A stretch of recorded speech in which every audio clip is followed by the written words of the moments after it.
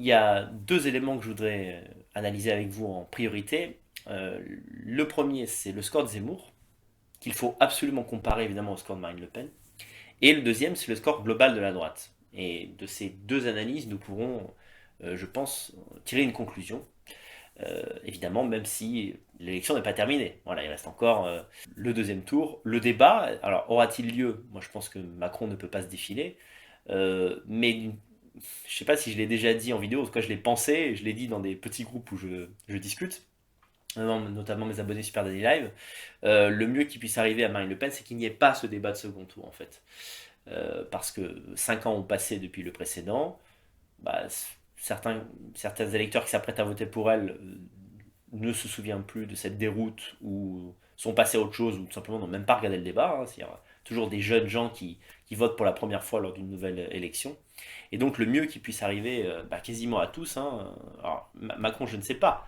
Macron préférerait peut-être avoir affaire à Marine Le Pen et sur les questions économiques, la réduire à néant. Bon, on va partir du principe que Marine Le Pen a eu 5 ans pour s'améliorer et de mon point de vue, elle ne peut pas faire pire que ce qu'elle avait fait lors du débat du second tour en 2017. Donc, on abordera cette question peut-être en dernier lieu. Si ma vue arrive à s'habituer en fait au spot que j'ai en pleine tête, j'essaierai de lire vos questions à la fin, mais franchement, il y en aura beaucoup, ça va être compliqué. Merci en tout cas de m'avoir rejoint pour écouter cette émission spéciale sur Telegram. Je suppose que certains sont en train de l'enregistrer et quoi qu'il en soit, j'en ai une copie audio, a priori. Alors, le score de Zemmour. Quand on est un soutien de Zemmour, comme moi, comme vous, il fait très mal aux fesses. Voilà. Je croisais les doigts pour qu'on fasse plus de 10%. Plus de 10%, c'est pas humiliant. Pour une première tentative, c'est même très bien. Quelque part, c'est de penser que Zemmour allait côtoyer les 20, qui étaient peut-être trop ambitieux. Peut-être qu'on a confondu nos désirs avec un vrai pronostic. Ça, c'est une critique que je veux bien faire à nous tous, à la limite. Quoique, on va le voir, les sondages, à un moment donné, donnaient Zemmour au coude à coude avec Marine Le Pen, légèrement derrière, à égalité, et parfois même légèrement devant. Alors, si on regarde crûment le score de Zemmour, on a, euh, on a 7,2%. On se dit, bon, bah, c'est terminé. Les Français ne veulent pas entendre parler de cette droite-là, ils veulent plus entendre parler de la grande civilisation française, ils ne veulent plus qu'on leur resserre ce plat, tout simplement, en fait, notre ligne, elle fait pas beaucoup de voix, elle n'a donc pas d'avenir politique, donc il est inutile de militer, etc., etc., etc. On pourrait effectivement faire cette conclusion et je dirais que ça servirait presque à mes affaires, moi qui prends le communautarisme depuis des années. Évidemment, je pourrais en rester là et dire, bah voilà, regardez, on fait moins de 10% alors qu'on est en 2022, après tous ces attentats, après la criminalité au quotidien que tout le monde affronte, etc., etc. Bon, effectivement, on pourrait se dire ça. Maintenant, ce qu'il faut bien comparer, c'est le score de Zemmour à celui de Marine Le Pen. Marine Le Pen, ce qui est très décevant, et certes 4 ou 5 points derrière Macron, c'est beaucoup, beaucoup à rattraper pour le deuxième tour, mais l'écart entre Zemmour et Marine Le Pen est considérable, considérable. Pourtant, eh bien, si on consulte les différents sondages qui ont été faits chaque semaine depuis le début de cette campagne, on réalise que Zemmour était dans une dynamique ascendante à partir du moment où il a présenté sa candidature, c'est-à-dire c'était début décembre, et jusqu'à mi-février, même fin février. On a même un moment où Marine Le Pen et Éric Zemmour étaient exactement au même score. Voilà, donc c'est justement, je viens de voir là, c'est justement autour du 20 février.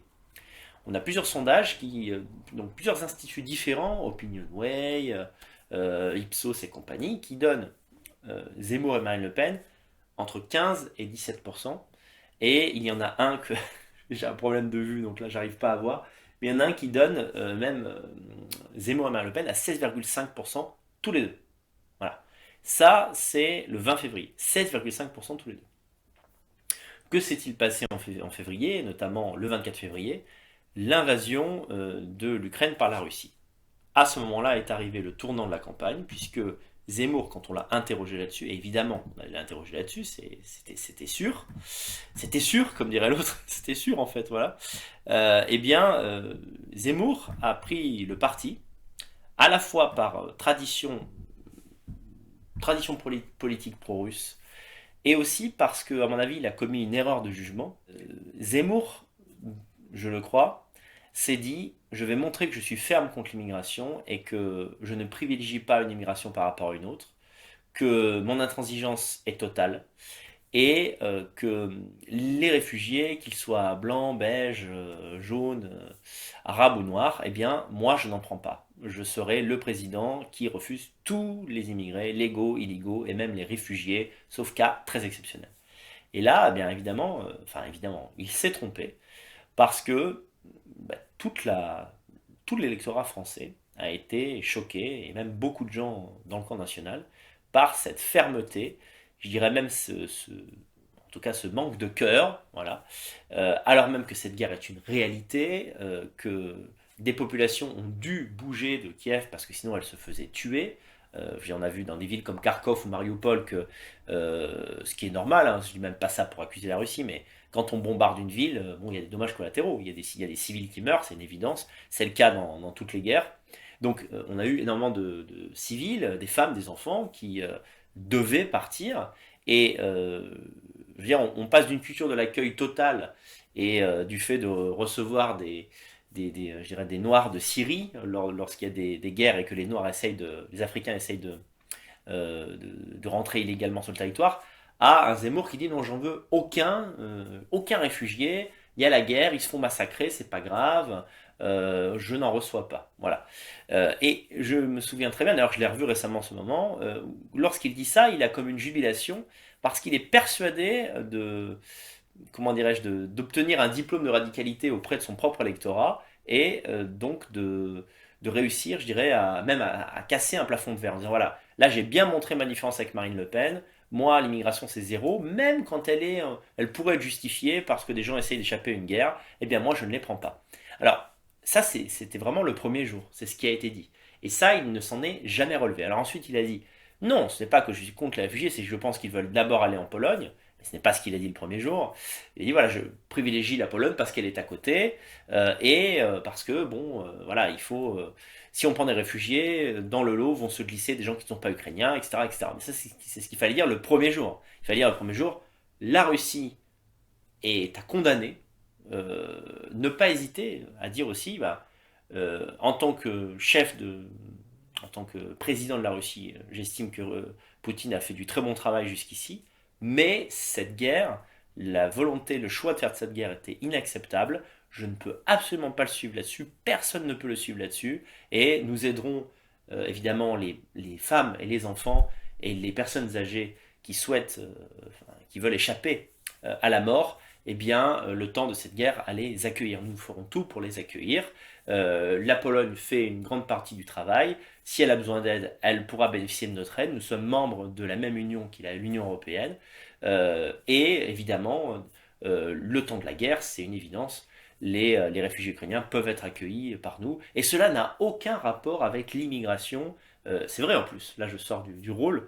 Il n'y a aucun rapport entre l'immigration et le fait d'accepter des réfugiés de guerre. Dans un pays qui tient debout, comme Zemmour le voulait, qu'il voulait construire, eh bien on peut tout à fait imaginer que Zemmour ne prend aucun immigré, sauf une exception lorsqu'il y a une guerre proche, et notamment en Europe. À ce moment-là, on établit un processus voilà, pendant 6 mois, 1 an, 2 ans. Là, je crois que c'est 1 an. Les Ukrainiens peuvent rester 1 an en Union européenne avec un titre de réfugié de guerre, les Ukrainiens qui ont quitté le pays. Je veux dire, on peut tout à fait accepter ça sans vouloir que l'immigration continue, en voulant une immigration zéro. C'est un cas exceptionnel. C'est un cas exceptionnel. Je sais pas, c'est comme s'il y avait un tremblement de terre terrible, je dis absolument n'importe quoi, en Autriche ou au Portugal, et que nous, on disait, bah, on ne va pas envoyer l'argent parce qu'on veut que l'argent bénéficie d'abord aux Français. Voilà, que les Autrichiens se débrouillent. C'est pas qu'on les aime pas, hein, mais vraiment, on va rien faire pour les aider. Bon, à une époque où il y a quand même un esprit de solidarité européen qui est vraiment profond chez les gens, bah, c'était une énorme erreur. Mais à la limite, on va pas passer 1000 ans là-dessus. Je tiens d'ailleurs à dire, comme je l'ai écrit dans mes messages Telegram, que j'ai de la considération, du respect et même de l'admiration pour Eric Zemmour. Je le remercie d'avoir mené cette campagne jusqu'au bout et d'avoir fait le choix de la radicalité. Je pense produire une analyse qui correspond à ce qu'il s'est produit. Et d'ailleurs, ça n'a même rien à voir avec ce qu'on pourrait penser du conflit russo-ukrainien. On pourrait tout à fait être pro-russe. Voilà, on peut dire voilà, je préfère que la Russie mange l'Ukraine et l'intègre à son territoire, mais le temps de l'élection, Zemmour aurait quand même dû jouer la carte pro-Ukraine. Voilà. Je connais des gens autour de moi qui me disent ça. Dire oui, bon, moi globalement je suis pas d'accord avec toi Daniel, moi je suis plutôt pro-russe. Voilà. L'Ukraine c'est la Russie, etc. Tous les arguments des pro-russes, mais Zemmour aurait comme dû être plus prudent dans ses propos. Donc ça n'a vraiment aucun rapport finalement avec la vraie opinion qu'on peut avoir sur ce sujet. C'est une question de stratégie électorale lorsqu'un cas de force majeure eh bien, nous tombe sur la tête. Que s'est-il passé depuis la mi-février? Tout simplement, ce n'est pas autre chose. Il ne s'est rien passé d'autre. Lorsque Zemmour a pris ce parti, 3 à 4 points ont été perdus en une semaine. C'est-à-dire qu'il y a 3 ou 4% des électeurs qui comptaient voter pour Éric Zemmour qui se sont dit je vais pas le faire. Je vais pas le faire, ça tient pas debout, ça me fait peur, j'aime pas Poutine.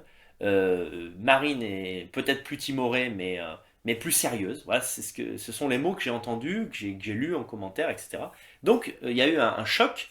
Et alors je ne parle même pas du fait que, évidemment, la position de fausse neutralité qu'avait Zemmour, qui en réalité était plutôt pro-russe, s'est accompagnée d'un discours critique de l'OTAN. Alors je vous explique. Quand vous dites aux gens je veux quitter le commandement intégré de l'OTAN, pour les gens ça veut dire je veux quitter l'OTAN. Alors, pour 99% des gens qui vont entendre ça, c'est il est fou. Voilà. Il est fou. Il veut que la France quitte l'OTAN. C'est ça que les gens entendent. Quitter l'OTAN. Que se passe-t-il quand vous quittez l'OTAN ou que en fait vous faites cavalier seul, vous êtes dans l'OTAN, mais vous êtes d'accord avec l'OTAN seulement quand vous voulez, une fois sur deux. Bon, bah, quelle est la finalité de tout ça? C'est qu'à un moment donné, vous allez vous faire éjecter de l'OTAN. Et de toute façon, c'est comme ça que les électeurs le perçoivent. Nous ne sommes plus dans l'OTAN, nous ne sommes plus protégés par l'OTAN. Eh bien, que se passe-t-il lorsqu'il y a une guerre? Eh bien, vous n'êtes pas aidé. Exactement, en somme, ce qui est en train d'arriver à l'Ukraine. Voilà. Pourquoi l'Ukraine? Alors, l'Ukraine est aidée par la propagande, on lui envoie des armes, etc. On l'aide autant qu'on peut, sachant qu'elle ne fait pas partie de l'OTAN. Mais, tout simplement, on ne va pas se confronter aux Russes sur le territoire ukrainien. Parce que l'Ukraine ne fait pas partie de l'OTAN. Donc, les Français qui entendent des discours critiques sur l'OTAN, qui sont un suicide électoral, je veux vraiment insister là-dessus, on est quasiment au niveau du détail de l'histoire en termes de suicide électoral. Je peux vous assurer que les gens sont terrifiés. Ils se disent, mais Zemmour manque de professionnalisme, ou alors il rêve. Parce que si la France sort de l'OTAN et qu'un pays attaque la France, vous allez me dire, ça n'arrivera pas. Mais qui aurait cru qu'il y a 1 an ou 2 ans que l'Ukraine, Kiev serait bombardée? Quelques spécialistes peut-être émettaient l'hypothèse que ça pourrait peut-être arriver. Mais globalement, on n'aurait pas misé une clope là-dessus. Bon, maintenant, vous sortez de l'OTAN et un pays fait la guerre à la France, ou alors la France subit une guerre, on va dire, qui ne dit pas son nom, avec un terrorisme intérieur qui grandit, qui devient incontrôlable, ingérable par les forces françaises elles-mêmes. Vous êtes là, allô, vous pouvez m'aider? Ah bah désolé, tu fais plus partie de l'OTAN en fait. Tu fais plus partie de l'OTAN, bah tu vas chercher de l'aide ailleurs, bah tu vas demander à la Chine, oh, tu te débrouilles quoi, tu te débrouilles. Bon, ça va avec, c'est la même critique en fait. Le choix politique de la neutralité, quand vous avez quelqu'un qui attaque un autre pays, ça veut dire que vous êtes pour la personne qui l'attaque. C'est tout. Donc la neutralité qu'a affiché Zemmour, voilà, et ceux qui le soutenaient, enfin la position officielle de Reconquête, c'était un suicide, parce que ça voulait dire, nous sommes du côté des Russes, on ne prend pas parti, moi si j'étais au pouvoir, je ne prendrais pas parti, je n'aiderais pas l'Ukraine, elle se démerdera, et c'est comme ça, mais pour autant je ne soutiens pas Poutine. N'importe qui entend ça dit, bah voilà, en gros, t'as un mec qui se fait taper, et toi tu n'interviens pas. Tu es pour qui? Bah tu es pour le mec qui frappe l'autre, tu es pour l'agresseur en fait. Donc ça, je reviens donc au bilan de l'élection, ça a fait perdre 3, 4, 5 points. Alors je tiens à dire que au sein de Reconquête, il y a eu des discussions, je le sais, voilà, il y a eu des discussions sur la position à tenir, et ne croyez pas que ce sont des personnes qui ont vraiment eu une influence sur Eric Zemmour là-dessus. Alors, évidemment, il y a des pro-russes, il y a des anti-russes dans son entourage, il y a de tout, mais la décision finale et en fait, ce qu'il a dit là dans son discours ce soir est totalement vrai. il a tenu tout au long de sa campagne exactement les discours qu'il voulait tenir, y compris sur la Russie. Eh bien, c'était une erreur. Alors que s'est-il passé? Et je le dis quand je le dis, même à aucune hésitation, quoi. C'est pas, je crois que c'est une erreur. C'était une erreur. Je l'ai déjà dit, mais je n'avais pas insisté là-dessus parce que pendant une campagne, on est pour le, je dirais, on est dans une logique de parti, donc on ne critique pas à outre mesure. On ne veut pas dissuader ceux qui nous suivent de voter pour Éric Zemmour. D'ailleurs, j'ai voté moi-même pour Éric Zemmour. Mais c'était une énorme erreur. Je reviens à mes moutons. Début mars, Zemmour commence à tomber dans les sondages. Il passe de 15-16 à 13-14, puis ensuite à 12-13. Et là, il y a 4 points qui sont perdus. Et là, je dirais, c'est la deuxième vague. Euh, Parce que ça, on dit, simplement sur la Russie, il a perdu, sur le dossier russo-ukrainien, il a perdu 8 points. Non, c'est pas exactement ça. C'est que il perd 3-4 points à un moment clé, fin février, quand il ne reste plus que un mois et 10 jours de campagne, autant dire la veille de la campagne. Il perd 3 ou 4 points en une semaine sur un dossier majeur, une guerre qui effraie tout le monde, en prenant une position qui n'est pas du tout populaire.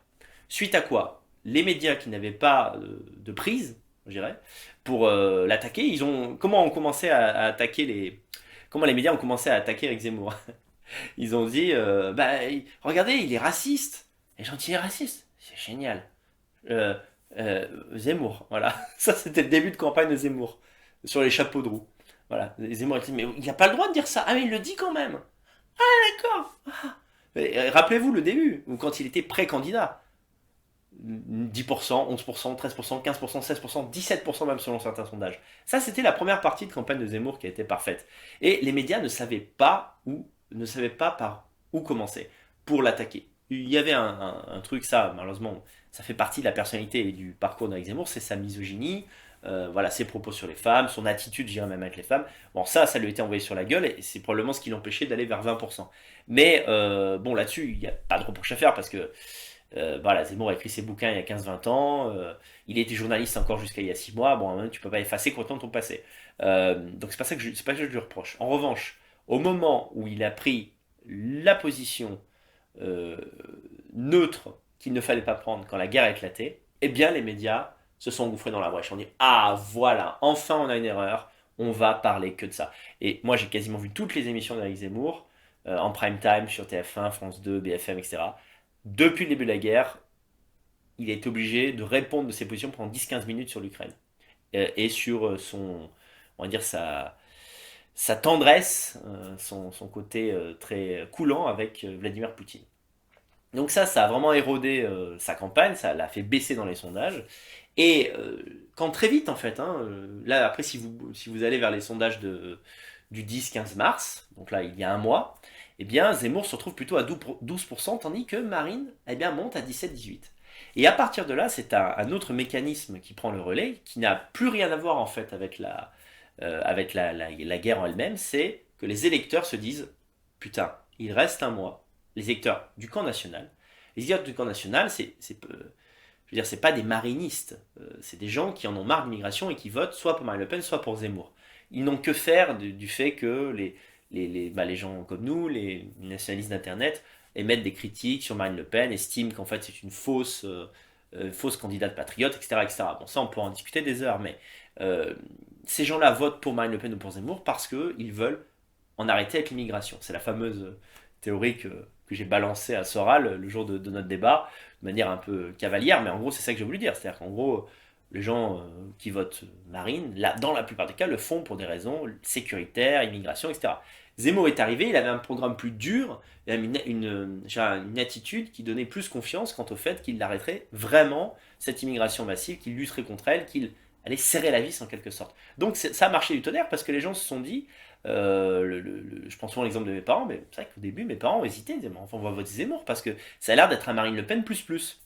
Et finalement, lorsque les sondages, on le voit d'ailleurs, hein, c'est aussi, il faudrait pratiquer une autocritique, tous les gens qui disaient il y a un vote caché, les sondeurs mentent, etc. Bon, ben, vous voyez bien que c'est pas vrai, voilà. Donc, bon, j'ai un peu joué le jeu dans les derniers jours de campagne pour dire, histoire de dire, allez, allez, vous devez tous aller voter. Admettons que les sondages se prouvent. On va partir du principe que tout ça est faux pour qu'il y ait le maximum de voix en faveur de Zemmour. Mais enfin, je vous dis, ce matin, quand je me suis levé, à aucun moment je me suis dit, alors, vraiment et sérieusement, bon, bah, Zemmour va passer de 10% à 22% pour passer devant Marine Le Pen. Donc les sondages disent quelque chose de la réalité.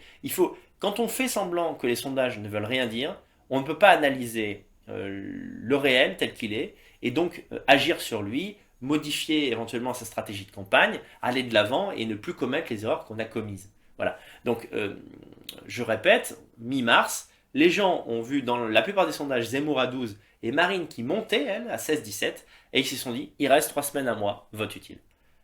C'est-à-dire, le cauchemar, ce serait que ni Marine Le Pen ni Zemmour ne soient au second tour, donc on va donner nos voix à Marine Le Pen. Et cette courbe n'a fait que aller vers le haut pour Marine et vers le bas pour Éric Zemmour. Donc, je le répète, le 20 février, Zemmour est à 16%, il finit le 10 avril à 7%.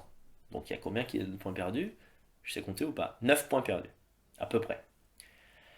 Marine, le 20 février, est à 16%. Et à combien elle est aujourd'hui? À 23%. On fait le calcul ensemble? 17, 18, 19, 20, 21, 22, 23. Elle a repris 7 des 9% que Éric Zemmour a perdu. Tout simplement. Pourquoi Zemmour est très bas? Parce que Marine est très haute. Voilà, ne focalisez pas sur le sondage en vous disant c'est terrible, les Français sont des merdes. Bon, ça c'est pas nouveau, je dirais. C'est pas un camouflet en réalité. C'est simplement qu'il y a eu une erreur majeure au cœur de la campagne qui a fait que Zemmour, au lieu de finir à un score tout à fait honorable et à un 14-15, voire même un 16 qui aurait pu lui permettre eh bien, de rivaliser afin d'obtenir, je dirais, afin de passer au second tour, encore que le score de Mélenchon l'en aurait peut-être empêché. En tout cas, il aurait fait un score très bon pour une première candidature. Eh bien, il finit à 7 et Marine Le Pen récolte ses voix. Voilà, il y a tout simplement rien d'autre à dire. Voilà, donc c'est pour ça que je crois qu'il faudra réfléchir là-dessus, mais c'est pas le soir pour le faire. On n'a pas l'envie, j'ai pas même l'envie de créer ce débat aujourd'hui, mais moi je le pense. La droite a des qualités, et comme on l'a vu dans le discours qu'a fait Zemmour ce soir, une de ses qualités c'est la sincérité dans l'engagement, c'est le- les convictions morales, le courage aussi, l'abnégation de continuer malgré des défaites qui s'enchaînent. Il faut une force aussi pour résister face à ça. Zemmour a très bien exprimé son caractère ce soir, il s'est vraiment livré à nu, je trouvais que c'était un magnifique discours. Pas un discours, je veux dire, pas d'un point de vue esthétique, c'était beau, c'était vrai, c'est une capsule de vrai. Il n'y a vraiment rien à reprocher sur ce qu'il a dit, tout était digne, tout était juste, tout allait dans le sens du vrai engagement militant, y compris le soutien à Marine Le Pen, un soutien qui va faire jaser, qu'on va lui remettre à la gueule dans 5 ans en disant mais à quoi ça sert, vous allez voter Marine Le Pen au deuxième tour. Bon, il n'a pas pensé à tout ça, il a pensé vraiment avec sa tête, son âme, en disant voilà, c'est ça que je pense, c'est ça que je pense sur la Russie, c'est ça que je pense sur les mœurs, c'est ça que je pense sur l'immigration, c'est ça que je pense sur le fait qu'il faut voter contre Macron au second tour, donc pour Marine, etc. etc. Mais il y a des qualités et des défauts dans notre camp, et un des défauts, c'est la psychorigidité, c'est-à-dire, euh, les, les- vous remarquerez que la gauche n'a aucun problème à brûler ses idoles, à changer d'avis, à dire, sans le formuler, sans dire j'ai changé d'avis, mais simplement en tenant une position qu'elle ne tenait pas 5, 10, 15 ans en arrière. Eh bien, la droite a beaucoup de mal à sortir de cela. La droite est enfermée dans un logiciel absolument pro-russe, qu'elle ne remet jamais en question et sans jamais se demander si finalement ça correspond à ce que les Français pensent. Ah oui, parce que pour gagner une élection, il faut quand même séduire le plus de Français possible. Alors déjà que nous avons fondamentalement dans je dirais le principe même de Reconquête, la volonté de stopper l'immigration, voire même d'inverser les flux, déjà c'est une pilule qui est difficile à faire avaler aux Français, même les sondages montrent qu'ils sont inquiétés par l'immigration, ils croient au grand remplacement, mais pour leur faire ce qui doit être fait, eh bien, afin justement de cesser ce grand emplacement, c'est toute une histoire. En fait, on y passe tout simplement. Ça fait allez, non, peut-être pas, mais deux, trois élections qu'on y passe notre temps. Cette fois, ça a été formulé. Le problème est ethnoculturel. Le remplacement est en fait racial. Donc, il faut le stopper avec une stratégie à la Zemmour, à la Reconquête. Bon, déjà, ça, dur à faire avaler. Donc, si sur d'autres sujets, c'est ce que d'ailleurs je le dis dans mon livre 2027, que j'ai sorti là récemment. Si sur d'autres sujets, vous ne respectez pas le de consensus, vous êtes contre les Français sur tel point, tel point, tel point, tel point, tel point, tel point, bah à un moment, il y a la logique électorale, quoi. C'est-à-dire, vous ne pouvez pas passer. Vous ne pouvez tout simplement pas passer. Donc, je vais continuer un peu dans l'analyse sur les pourcentages, enfin sur les résultats. Mais je voudrais que vous sortiez de l'idée que notre ligne ne fait que 7% en France. Déjà, si elle ne faisait que 7% en France, ce serait beaucoup. Voilà. Euh, un candidat qui met en avant la remigration, ils vont rentrer chez eux, je vais les faire rentrer chez eux, et qui obtient 7% de voix, déjà, c'est loin d'être anodin. Mais par ailleurs, moi je vous le dis à 100%, dans le score qu'a fait Marine Le Pen, la moitié des votants Marine Le Pen préfèrent en réalité Éric Zemmour, préfèrent les idées d'Éric Zemmour, préfèrent sa radicalité, mais craignez trop que le camp national ne soit pas au second tour. Et je respecte ces personnes, je comprends, voilà, je pense que ce n'est pas ce qu'ils auraient dû faire. Comme l'a expliqué Zemmour, le vote Reconquête était un vote pionnier, donc ils auraient dû miser sur le vote pionnier, mais ils ne l'ont pas fait. Et pour autant, ce sont des gens qui pensent comme nous. Moi, je vous dis, la position, les positions de Zemmour sur l'immigration, sur la remigration, sur l'identité française, sur la nécessité de remettre de l'autorité dans les mains de l'État, de la police, évidemment avec un logiciel de droite. Pour moi, Zemmour est à 15%. C'est ça son vrai score. C'est ça le vrai score de nos idées. Et c'est beaucoup. C'est un enseignement qu'il faut garder de cette campagne. Voilà, parmi tous les votes pour la droite et l'extrême droite, on a 15% d'électeurs qui en ont plein le cul et qui sont prêts à mettre le bon bulletin dans l'urne. Voilà. Si on met de côté cette crise en Ukraine et le choix stratégique qui a été fait parce qu'il fallait bien en choisir un. Voilà, on ne peut pas créer ex nihilo un électorat. On a un électorat patriote qui se divisait entre Marine et Zemmour. Lorsque Zemmour a approché des 10%, c'était terminé. C'était trop tard pour renverser la vapeur.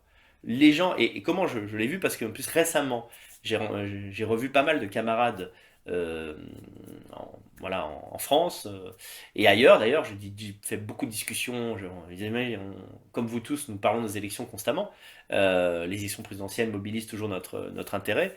Et des gens qui aimaient encore plus Zemmour que moi, qui étaient zémouriens jusqu'à l'os, j'ai été surpris de les entendre me dire: Daniel, je vais voter Marine dès le premier tour. Parce que t'imagines, si Mélenchon passe devant, etc. Et puis si Marine est trop basse, après il n'y a aucune chance au deuxième tour. Et puis bah, Zemmour aura sa chance dans 5 ans, etc. Et ça, c'est pas des marinistes, encore une fois. Ce sont des personnes qui, pour rien au monde, n'auraient voté Marine, on va dire, 3 mois avant, et qui, voyant que Zemmour a 4-5 points d'écart dans la gueule un mois avant l'élection, prennent cette direction du vote utile. Et une fois que cette direction est empruntée, eh bien c'est trop tard, c'est fini. Voilà. Donc d'ailleurs les gens les plus proches de la team Z avec qui je discute me disaient: putain, si on regarde les courbes, ça c'était il y a 2 semaines, hein, si on regarde les courbes, on est à 10, on va finir à 8.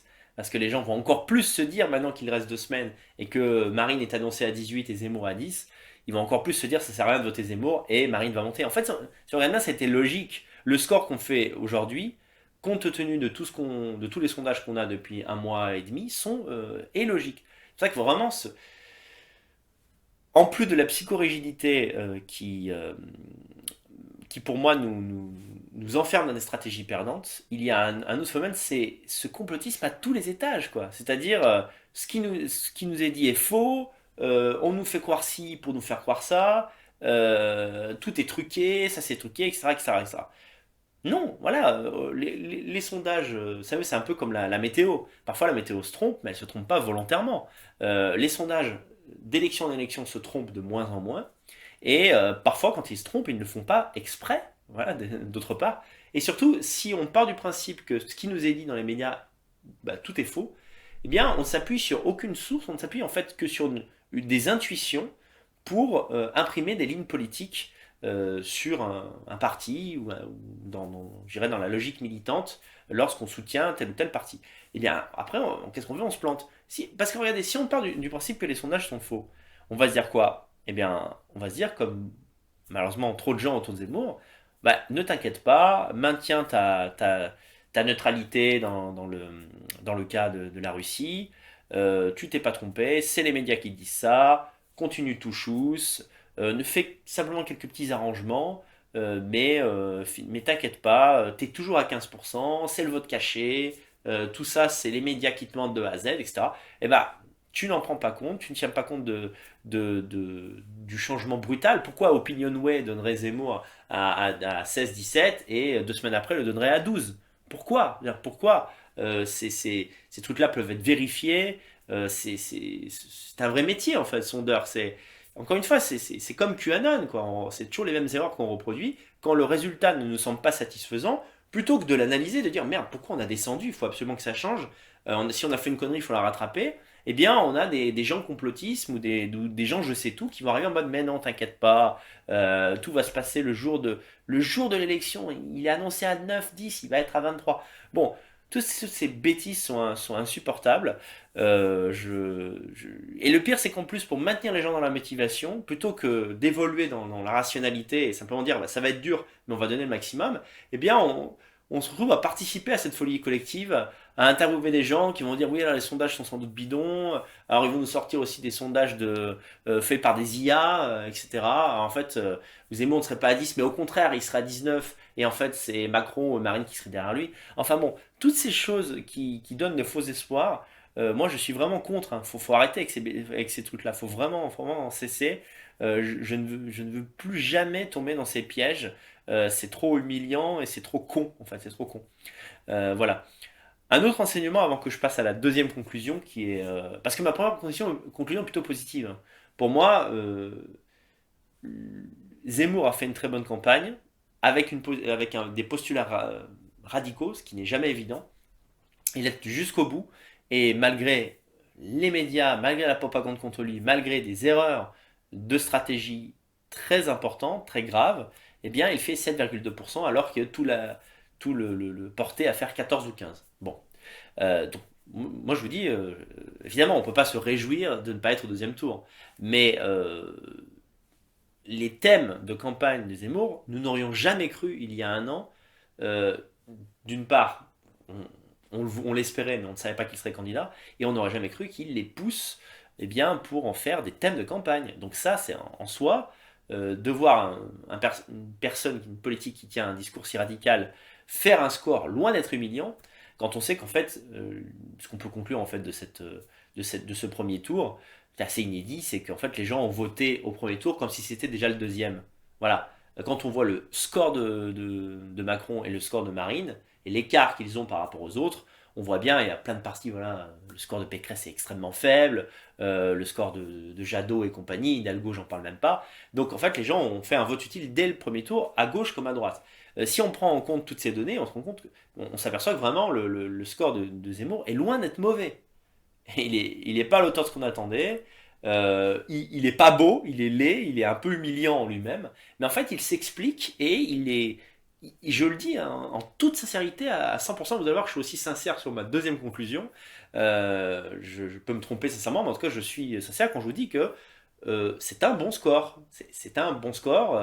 Ce qui est regrettable, c'est qu'on aurait pu faire entre 13 et 16, et on fait seulement 7. Voilà, c'est toujours désagréable tu vises la médaille d'argent, médaille d'or, t'as la médaille en chocolat, bon c'est sûr que ça fait chier, mais encore une fois, repartons, j'insiste là-dessus parce que je voudrais bien que vous compreniez, c'est pas du tout de la méthode Coué, c'est vraiment ce que je crois. Je crois que sans le dossier, sans cette putain de guerre à l'autre bout de l'Europe, Zemmour aurait pu rivaliser, en tout cas faire un score talonner Marine Le Pen, vraiment. Voire même parce qu'ensuite, si vous voulez, c'est de la même manière que là, les gens se sont détournés de Zemmour au nom du vote utile pour Marine. Eh bien, si le statu quo était maintenu entre Zemmour et Marine, euh, on va dire jusqu'au milieu du mois de mars ou à la fin du mois de mars, eh bien, les gens se seraient dit, mais putain, en fait, ils sont à égalité, on va voter pour le plus radical. Bah, c'est parfait. Voilà, on n'aurait jamais cru que Zemmour soit aussi bon. Le fait est qu'il casse la baraque. Allez, Marine, ciao, on t'a déjà vu 2 fois. Allez, boum. Et au dernier moment, les votes auraient splitté. Zemmour aurait pu s'envoler à 19-20 et Marine retomber à 13-14. Ça, c'était tout à fait possible. Donc moi, je vous dis, je ne crois pas du tout qu'il n'y ait que 7% de Français qui partagent nos inquiétudes, nos convictions sur la nécessité du vote du vote le plus radical, on va dire. Pour moi, le vrai score, c'est 15, c'est autour de 15%. Autre enseignement, j'espère que ça fonctionne encore. Autre enseignement, avant que je passe à la deuxième partie, le score de Valérie Pécresse. Alors on pourrait s'en moquer, j'aurais le cœur à me moquer du score de Pécresse si nous étions au deuxième tour, ce qui est loin d'être le cas. Alors Pécresse, elle fait combien? Pécresse fait 5%, Zemmour fait 7,2%. C'est quand même un score historiquement bas pour les Républicains. 5%, quelque part on met la clé sous la porte. Alors qu'est-ce qui s'est passé? Moi je vais vous dire ce qui s'est passé. L'électorat Pécresse a voté Macron dès le premier tour. Voilà. C'est exactement ce qui s'est passé. Il y a eu un vote utile en faveur d'Emmanuel Macron de la part de l'électorat traditionnel, de la bourgeoisie française qui votait RPR, UMP et qui là s'est dit, de toute façon, les LR c'est mort, Pécresse c'est nul, je vote Macron dès le premier tour. Voilà quel enseignement nous pouvons tirer de ce score bas de Valérie Pécresse. Alors certes, elle n'a pas été bonne, certes, elle a même été ridicule en meeting et pas mal de fois. Je dirais même bizarre. En fait, elle est bizarre même dans son affiche électorale, elle est étrange. Mais je dirais, tout cela ne justifie pas un 5% quand tu as l'étiquette LR qui eh bien, fait autorité en général et qui correspond à un parti historique qui a gouverné en France pendant des années. C'est vraiment une chute. Bon, les communistes qui sont à 5%, d'accord, mais les communistes n'ont jamais été au pouvoir en France. Pécresse est extrêmement basse parce que là vraiment, le phénomène a commencé en 2017, mais là il a abouti.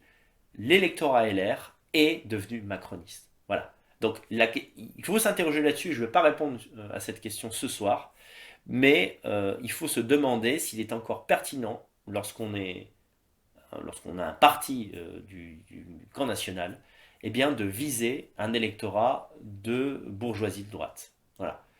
C'est-à-dire l'électorat traditionnel des LR. C'est à réfléchir. Maintenant, les 5% qui restent chez LR, je crois, sont des républicains de droite convaincus, qui votent par habitude électorale pour Valérie.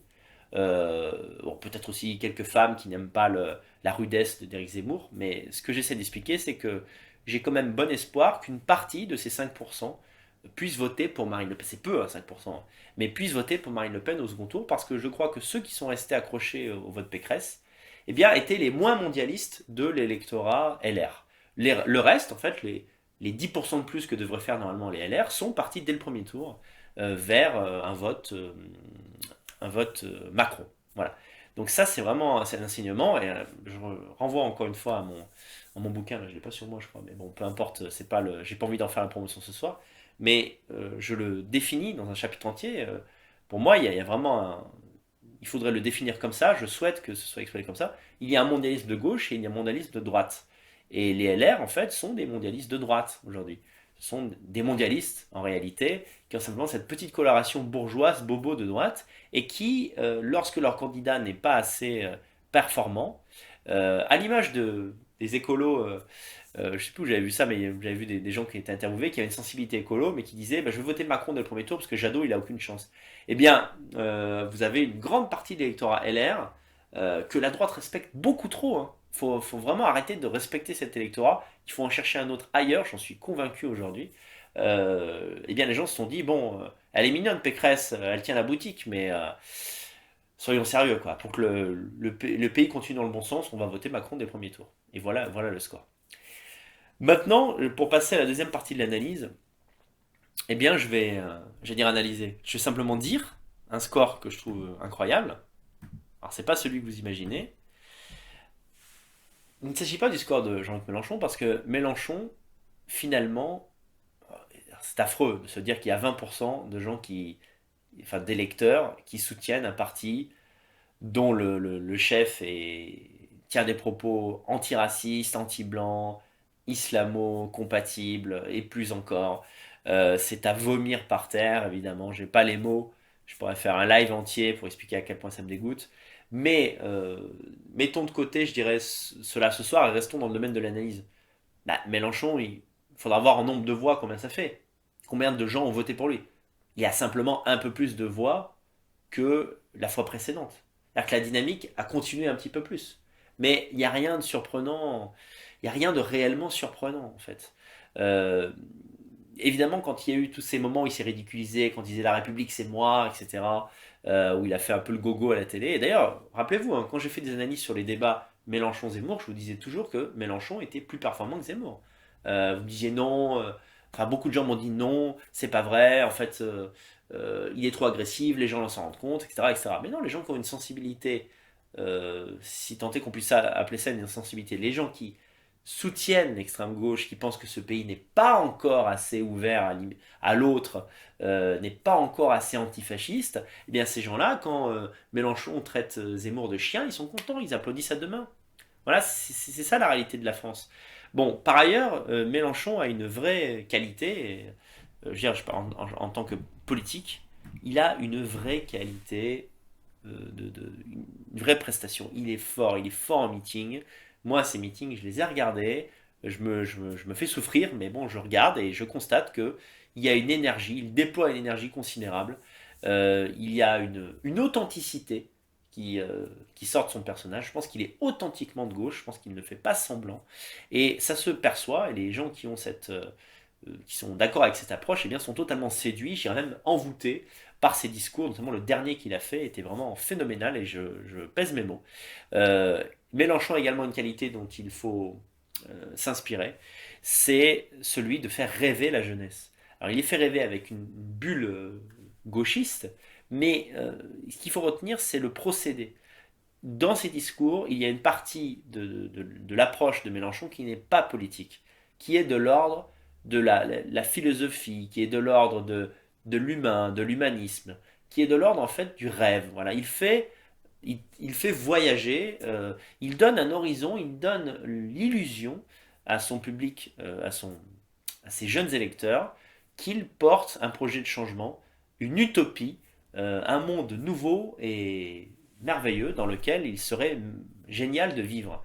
Eh bien, je sais que pour des nationalistes comme nous, ça paraît terrible parce qu'au contraire, ce monde est notre cauchemar. Mais bon, bah, pour les jeunes qui n'ont pas de logiciel racial dans leur analyse, voire même qui sont antiracistes, eh bien, le monde que présente Mélenchon et la manière qu'il a de le présenter, eh bien, c'est extrêmement motivant. Voilà, moi, j'ai vu à travers les commentaires une frénésie, un fanatisme autour de Jean-Luc Mélenchon, et ça, c'est vraiment lié à une manière de capter l'attention de la jeunesse que aucun autre candidat n'a en réalité. Bon, euh, malgré tout, et encore une fois, et ça va m'amener à la vraie conclusion de ce live, c'est abominable d'imaginer qu'il y a 20% de Français qui votent pour lui, parce que c'est quelqu'un qui a dit en vidéo, et ces extraits, tout le monde les a vus, hein, qui ne supportait pas de vivre entouré de blancs aux yeux bleus, que en gros la France ne serait rien sans les Arabes, qui est soutenu, qui a en son sein bah, des gens qui sont tout simplement des non-blancs agressifs, voire bah, tout simplement des islamo-gauchistes, quand c'est pas tout simplement des islamistes. Enfin, c'est absolument, enfin, c'est l'enfer sur Terre. Mais on va dire, pour en revenir à l'analyse électorale elle-même, bon, il était à 19 en 2017, il est à 20 aujourd'hui. C'est pas si surprenant. S'il n'y avait pas une division du, comment on appelle ça, du vote en fait entre Marine et Zemmour, en fait, le camp patriote serait quand même au-dessus de Jean-Luc Mélenchon. Largement, on serait à 30 alors que Mélenchon est à 20. Bon, je ne dis pas ça pour le déplorer parce que évidemment, si j'ai voté pour Zemmour, c'est que je pense que sa candidature était nécessaire. Mais il faut remettre les choses, je veux dire, dans leur contexte. Il faut avoir une vue d'ensemble là-dessus. C'est impressionnant, Zemmour, enfin Mélenchon à 20%, mais il ne faut pas oublier que s'il n'avait pas eu Zemmour dans la campagne, Marine l'aurait quand même explosé, de bien plus encore. Voilà. Euh, donc ça c'est dit. Par contre, il y a un score que je trouve affolant, c'est les 3,3% de Jean Lassalle. Jean Lassalle fait 3,3%. Mais là, par contre, on touche à une analyse qui fait froid dans le dos sur la nullité intellectuelle des Français d'aujourd'hui. Jean Lassalle, il n'est pas de gauche, pas de droite. Jean Lassalle, c'est un amateur. Jean Lassalle est un abruti. Jean Lassalle est un idiot. Il y a 3,3% des électeurs qui ont voté pour Jean Lassalle. Parce qu'ils aiment sa bonne bouille paysanne et parce qu'il a un discours anti-système qui est mauvais. C'est-à-dire, tu prends Roussel ou Mélenchon, c'est clairement des ennemis, je les considère comme des ennemis, mais enfin, ce sont des pros de la politique. Il y a un discours, il y a un programme, il y a des stratégies, il y a des professionnels autour d'eux. Enfin, en gros, je comprends qu'ils puissent concourir à la présidentielle. Mais la salle ne devrait même pas être candidat, il ne devrait même pas avoir les 500 signatures. Je ne fais pas une fixette particulière sur lui, mais on pourrait faire un best-of Jean Lassalle de toutes les bêtises qu'il peut sortir à la zone. Je me souviens d'un discours qu'il avait fait à l'Assemblée, je crois, où il avait fait un discours pro-femme, mais d'une manière totalement enfantine. On aurait dit un mec qui concourait pour devenir Miss France ou Mister France. Enfin, c'était absolument ridicule. Et il y a 3% de voix, mais vous vous rendez compte, il a quasiment le score de Valérie Pécresse. Et ça en dit énormément sur plus que la naïveté, sur le, le- le rapport enfantin que beaucoup de Français ont envers la politique. Et ça, c'est déprimant. Et ça, effectivement, ça ne donne pas un grand espoir pour l'avenir. La deuxième partie que je vais aborder et qui sera très courte, eh bien, c'est celle en fait de l'addition des voix de droite. Quand on additionne toutes les voix de droite et qu'on part du principe que tous ceux qui ont voté Pécresse vont voter Marine, tous ceux qui ont voté Zemmour vont voter Marine, tous ceux qui ont voté Dupont-Aignan vont voter Marine. Quand on ajoute tout cela, je ne sais plus exactement, j'avais mis vraiment tous les candidats identifiés comme étant du centre droit ou de droite. On arrive à 38% seulement. On arrive seulement à 38%. Donc l'espoir, on va dire par exemple pour Marine Le Pen, serait qu'une moitié des électeurs de Jean-Luc Mélenchon votent pour elle et que il n'y ait pas trop de report de voix du côté de, on va dire, de tous les candidats communistes. On va dire, on part sur du principe que ceux qui votaient Poutou vont s'abstenir, etc., etc. Et à mon avis, ils vont pas le faire, ils vont voter Macron. Donc, on se rend compte de quoi? C'est que l'addition des voix de droite est terrible, puisqu'elle nous amène à conclure que le peuple français n'est pas ou plus de droite, en tout cas. Voilà, donc on ne peut pas en fait gagner. On ne peut pas gagner et finalement, retour à la case départ. Retour à ce que j'ai dit et que je dis depuis 2016-2017, c'est que il n'y a pas d'avenir, c'est-à-dire d'obtention du pouvoir exécutif possible sur les 15 ou 20 prochaines années qui viennent.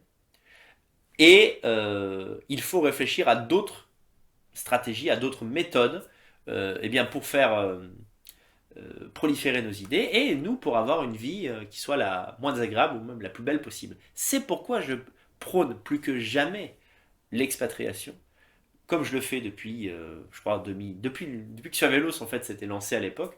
Je ne fais que parler d'expatriation, je l'ai moi-même pratiqué, je l'ai fait, je me suis évadé de ce pays. Et aujourd'hui, ben, c'est pas un discours défaitiste, beaucoup, c'est un discours réaliste.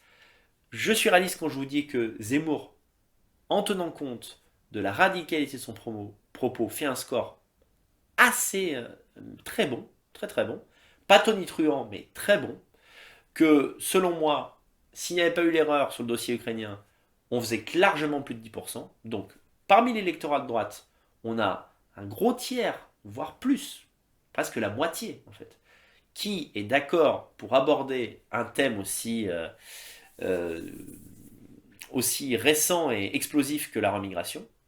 Mais cet électorat, si on compare à l'ensemble des Français, ne représente que 35 à 40% des électeurs.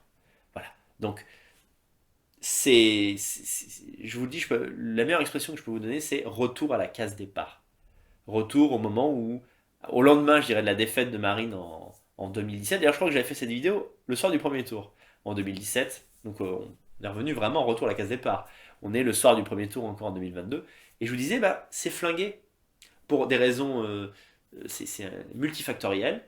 Le nombre d'immigrés, un gauchisme endémique, une propagande de fous, des gens qui sont abétis, des jeunes de moins de 25 ans qui sont absolument débiles. Voilà, il y a vraiment une débilité que je constate à travers les commentaires, mais je parle vraiment d'une débilité. Hein.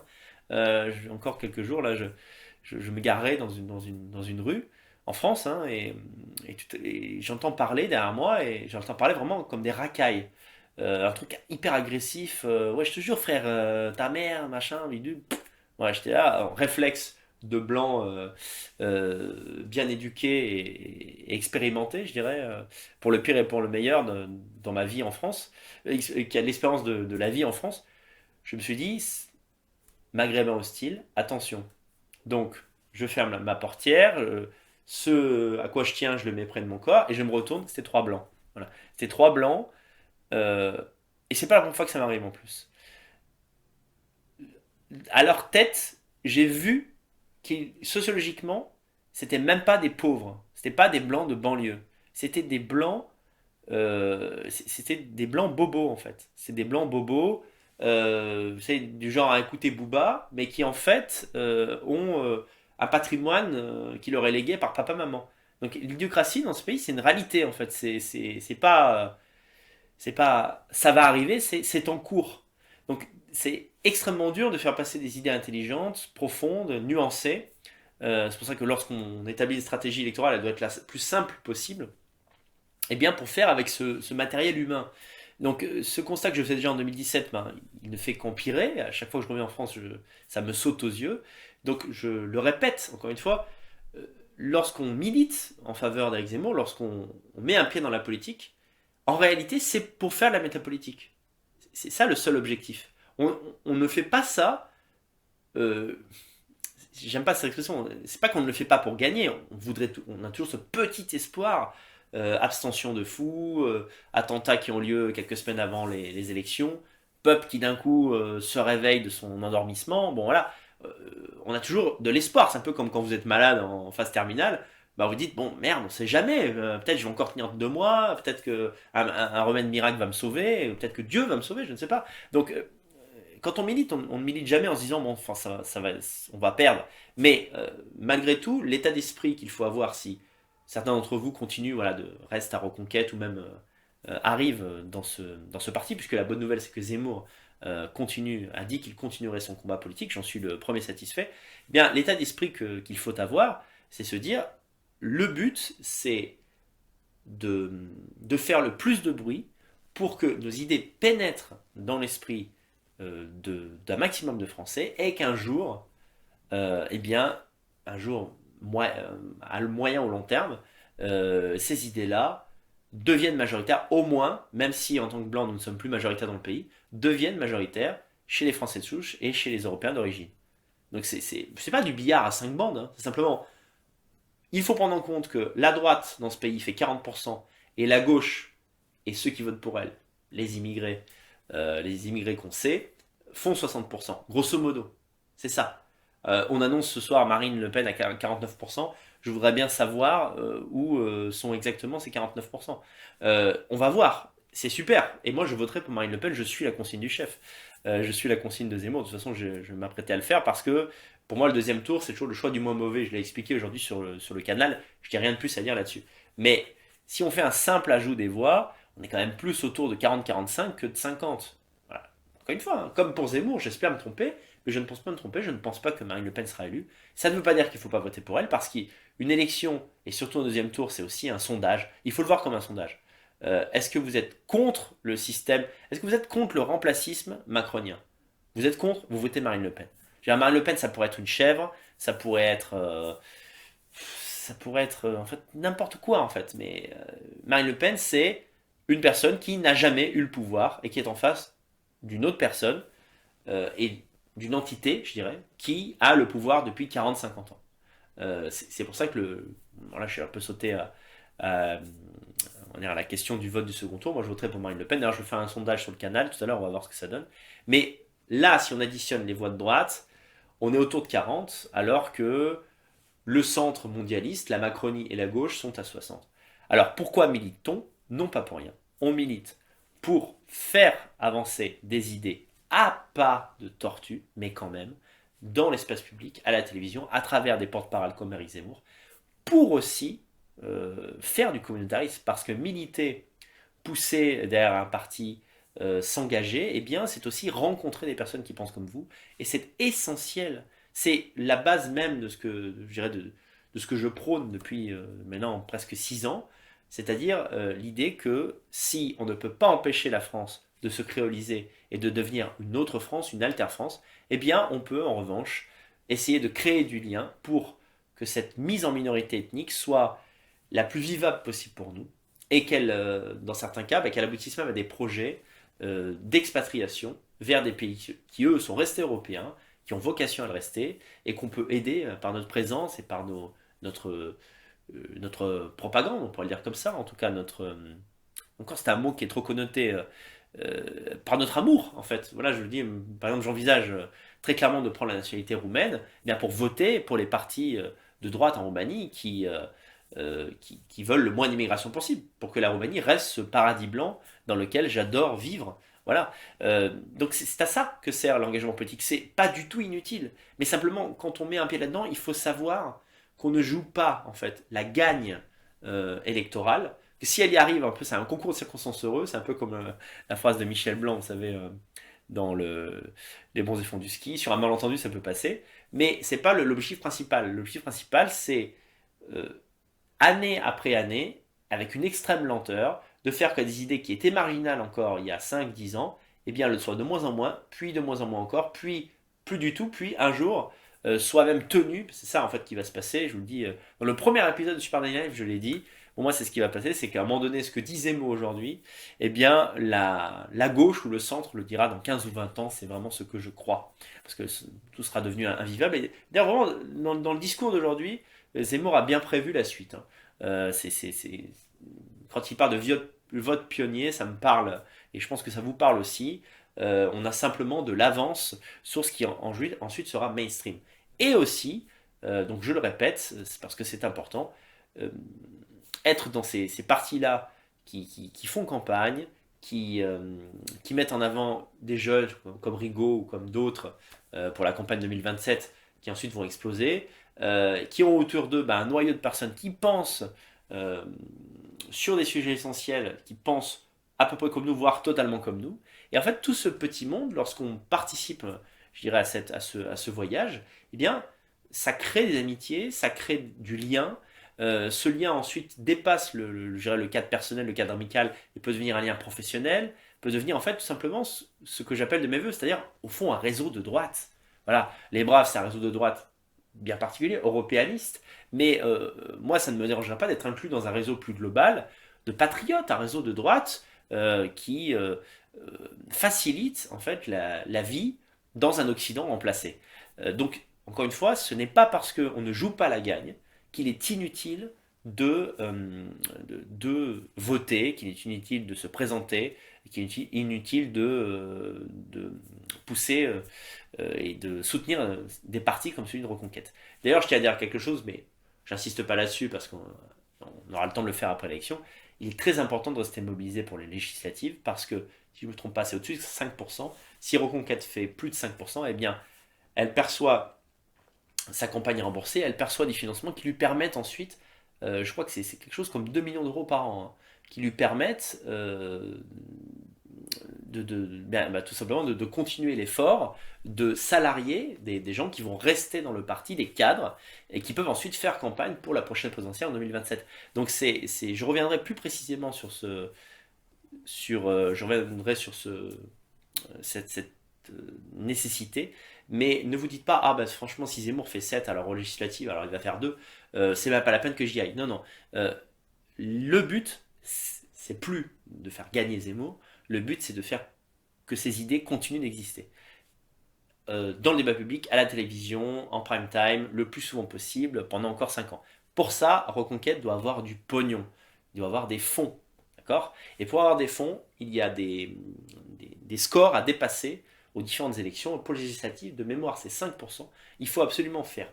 Il faut tout faire pour qu'on fasse plus, afin justement que les financements continuent d'arriver, que le flot d'argent qui permet à un parti d'exister, on le sait, hein, eh bien, soit ininterrompu.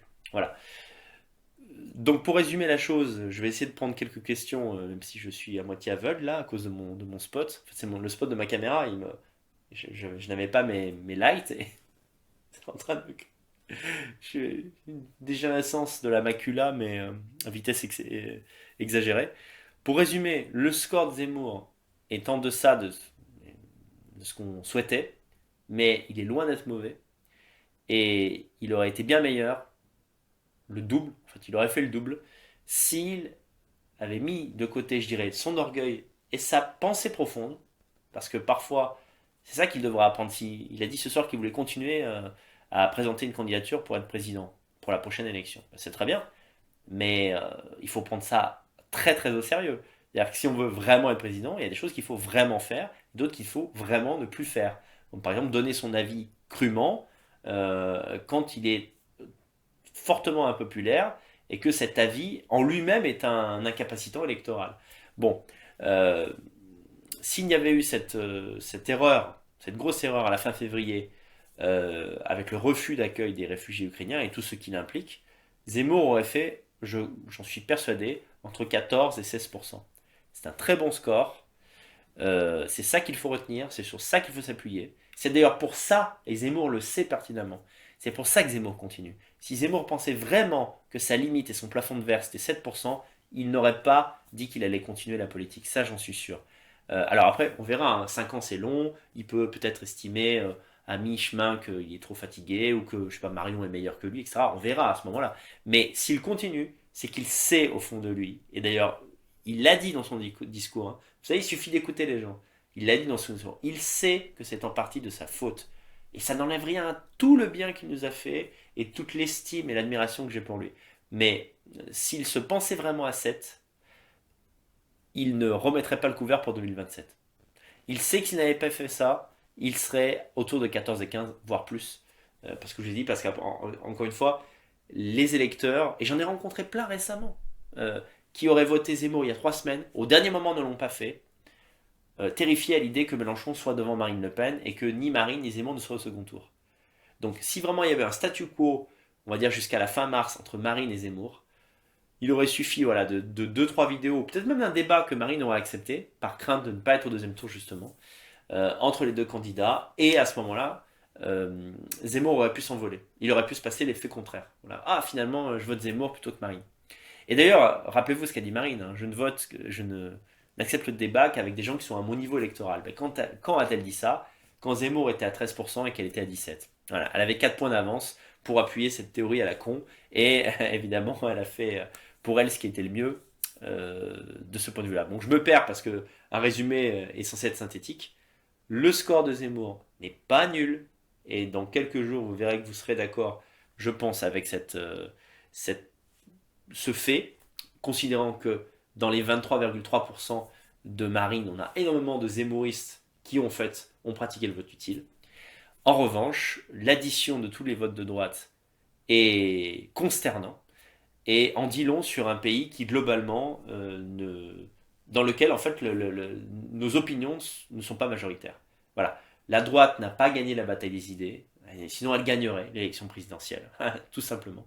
Euh, Grosso modo, on a un tiers d'électeurs, un tiers sur le total, hein, qui veulent sauver la France, qui veulent que le cauchemar s'arrête. Et les deux autres tiers, pour des raisons très différentes, mais qui reviennent finalement à le résultat elle-même, sont hostiles, non seulement ne votent pas pour nous, mais sont hostiles même à nos idées et à l'idée et au principe que le grand emplacement doit être enrayé. Et ça, c'est un énorme problème. C'est pour ça que j'ai décidé avec ma famille d'aller habiter en Roumanie.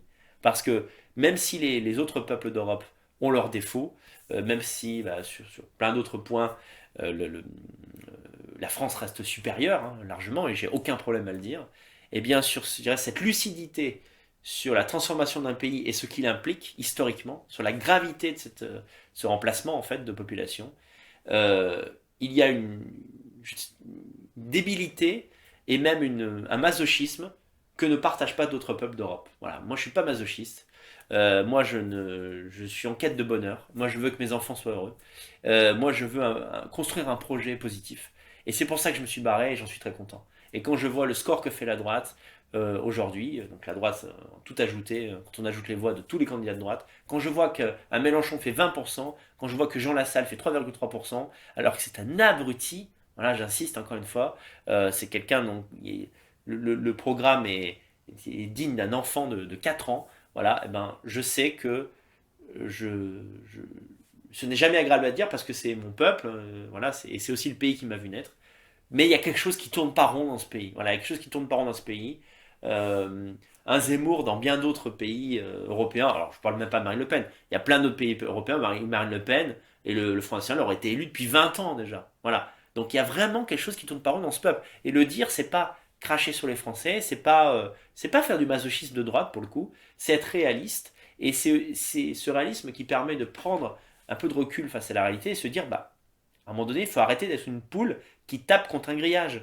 Euh, Ils ne le veulent pas, en fait. Ils ne veulent pas. Les Français sont devenus mondialistes, majoritairement. Bon, il y a quand même 35-40% de gens qui sont contre. Mais en majorité, les Français, la gauche, les boomers plus les immigrés, et les abstentionnistes que je mets dans le lot, qui pour moi, en fait, font partie du problème. Voilà. Pour moi, il y a un problème mental dans l'abstentionnisme. Il y a quelque chose de profond qui ne va pas. Il y a un rapport à la réalité qui est trouble dans l'abstentionnisme. Ne pas comprendre, quand il y a urgence, on ne peut pas s'abstenir. On choisit le moins mauvais, c'est tout. Ça va tout simplement. Il n'y a tout simplement rien d'autre à dire de ce point de vue-là. Euh, Tous ces gens-là, en fait, nous empêchent de faire le nécessaire pour que la France soit sauvée. Eh bien, il faut en prendre compte. Si, pour plein de raisons, vous souhaitez rester en France, vous devez vous mettre en sécurité dans des villes, dans les villes les moins remplacées possibles. Si ce n'est pas possible ou si ce n'est pas votre désir, vous devez, par l'argent, par la réussite sociale, par l'ascension sociale, par le travail, par l'énergie du désespoir, vous devez réussir à vous créer une situation où vous êtes le moins en danger possible et vos enfants sont en sécurité et peuvent se créer des possibles lorsqu'ils arriveront à l'adolescence et à l'âge adulte. Et quant aux autres, eh bien, ceux qui en ont l'envie, l'énergie et qui croient en mes propos, eh bien, barrez-vous de cet enfer, barrez-vous plus que jamais. Ça fait 6 ans que je vous le dis, j'avais un peu arrêté ce discours pendant la campagne, puisqu'on était dans la campagne, mais je vous en conjure, pour vous, ne pensez même pas à la race blanche. Pensez à vous, pensez à vos vies. Partez de cet enfer. Vous ne savez même pas quel bonheur vous attend dans des pays qui sont restés européens. Vous ne pouvez même pas le concevoir tant que vous ne l'avez pas expérimenté sur plusieurs mois. Et vous, ce qui est génial en plus, c'est que vous ne perdez pas vos droits civiques. Vous pouvez tout à fait partir et continuer de voter, continuer de militer, même diffuser la parole de Reconquête à l'étranger. Vous pouvez faire ça. Quelle que soit la manière et la décision que vous avez prise par rapport à votre avenir, euh, sachez que on ne peut pas inventer des électeurs qui n'existent pas. Et ça fait plusieurs élections, on pourrait faire un total sur les 3 dernières élections, que on est amené à conclure que tout simplement, la droite, les voix de droite additionnées, font moins que les voix de gauche. C'est tout, c'est tout.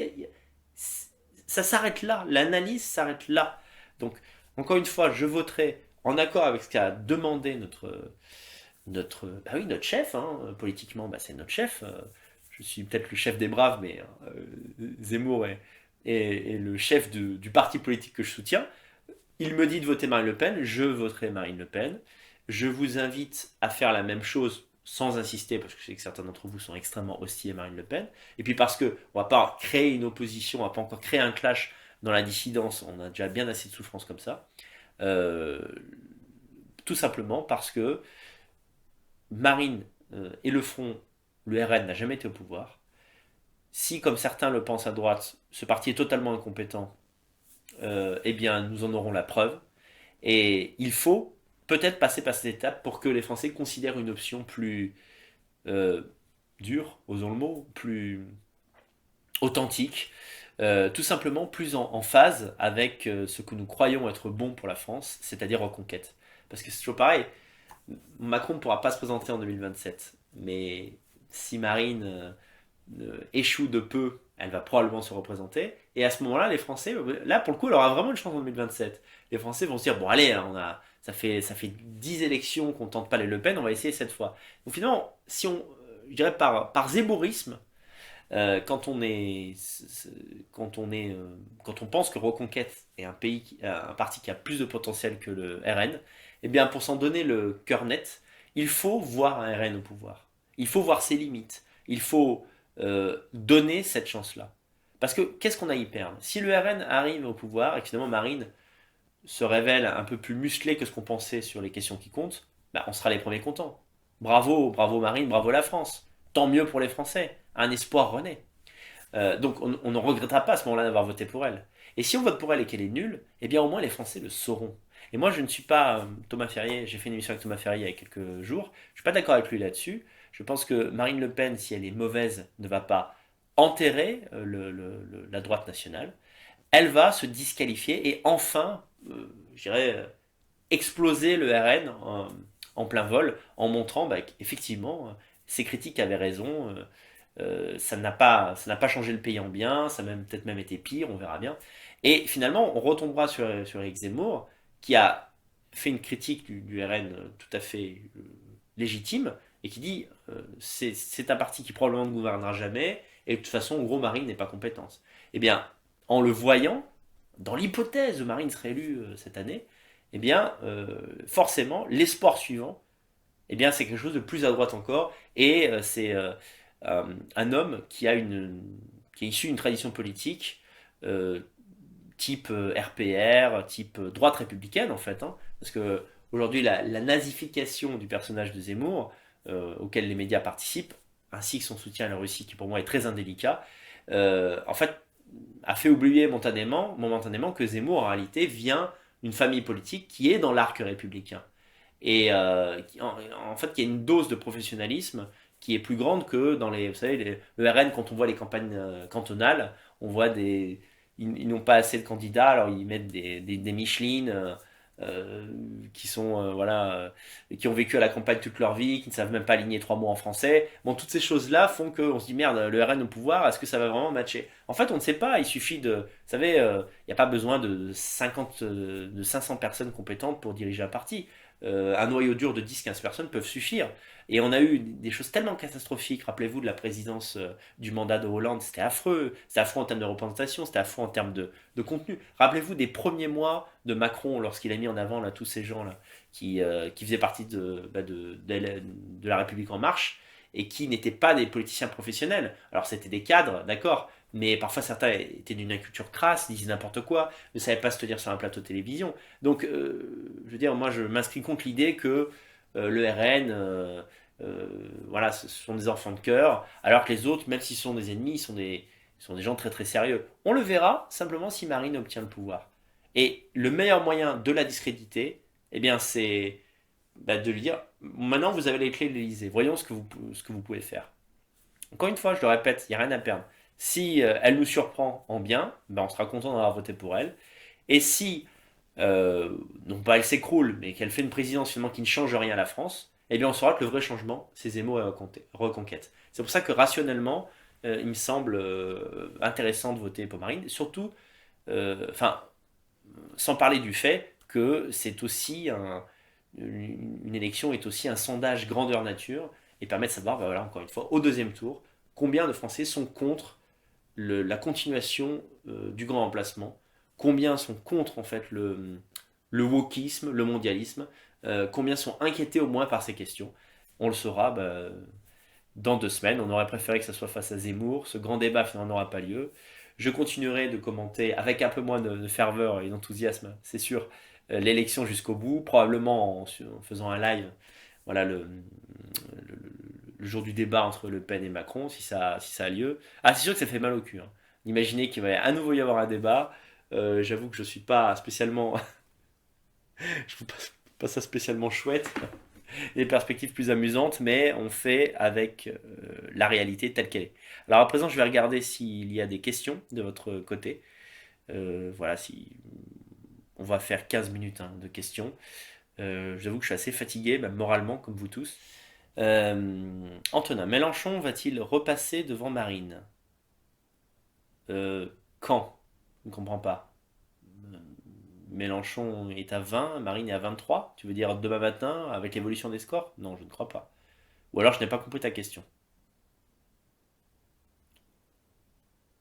Ah d'accord, Mélenchon est en train de monter, c'est ça pendant qu'on parle, les scrutins sont en train d'être, les bulletins sont en train d'être défaits et Mélenchon est en train de passer devant Marine. Bon, on va le voir. Ah d'accord, génial. J'ai fait une analyse pendant 2 heures et finalement vous me dites que Mélenchon est sur le point peut-être de passer au deuxième tour. On verra, mais c'est quand même étonnant parce que c'est quand même étonnant que les médias aient annoncé un deuxième tour Marine-Macron. et que ça change au cours de la nuit. Est-ce que c'est déjà arrivé? C'est jamais arrivé jusqu'à présent. On va voir.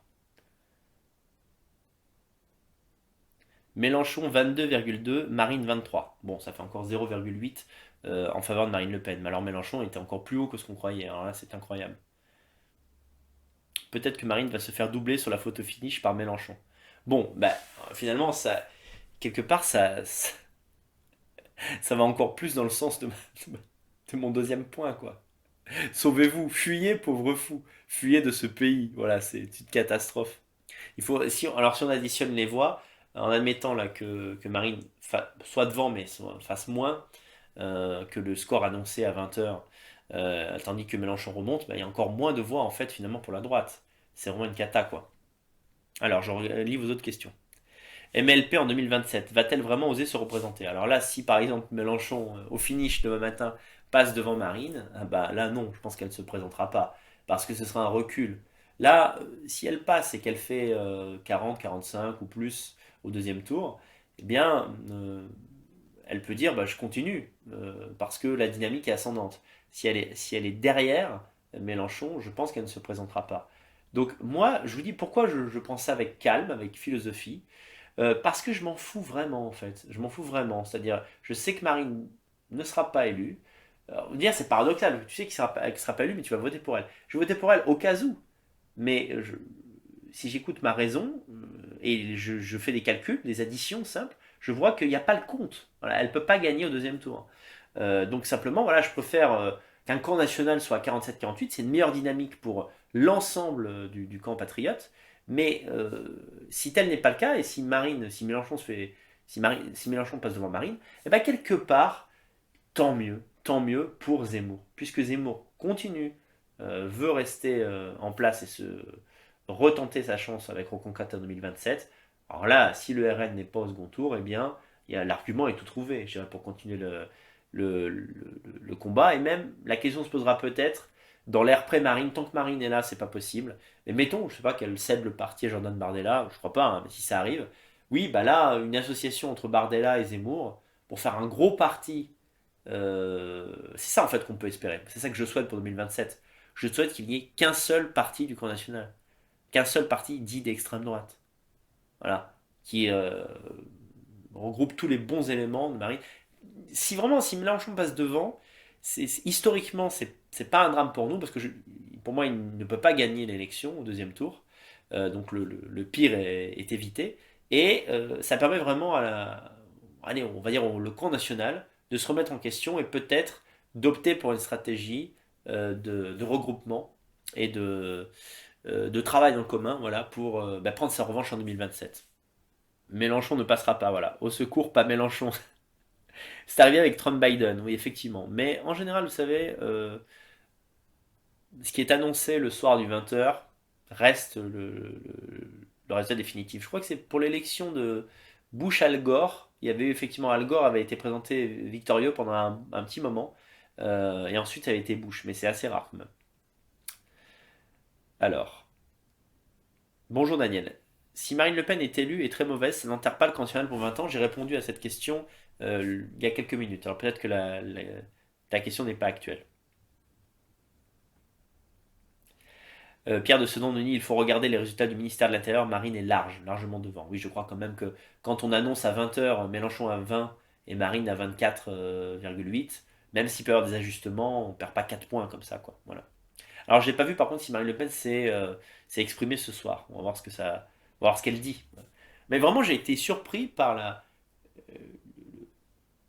la fermeté, enfin la simplicité avec laquelle Zemmour a dit. En gros, en fait, il a dit la chose comme je l'avais rêvé, quoi. Parce que je pense aux intérêts supérieurs de la France et parce que Macron a fait rentrer 2 millions d'immigrés, j'appelle à voter Marine Le Pen. Il n'a pas dit une chiasse genre j'appelle à voter contre Macron ou mes électeurs feront ce qu'ils veulent. J'appelle à voter Marine Le Pen. On voit vraiment là, alors qu'il ne l'aime pas, et qu'il la considère comme incompétente et qu'il a lutté contre elle sincèrement, et qu'il n'a rien à gagner. Marine Le Pen ne va pas lui donner un ministère si elle gagne. Je trouve là qu'on voit il y a une grandeur là-dedans et je voudrais vraiment insister là-dessus quoi. Daniel, je t'ai envoyé en privé deux white pills que j'ai écrites dans le chat pendant le live. Peut-être que tu pourras réagir. Ok, mais pas maintenant, je pense. Il y a trop de commentaires là. Mais je vais regarder.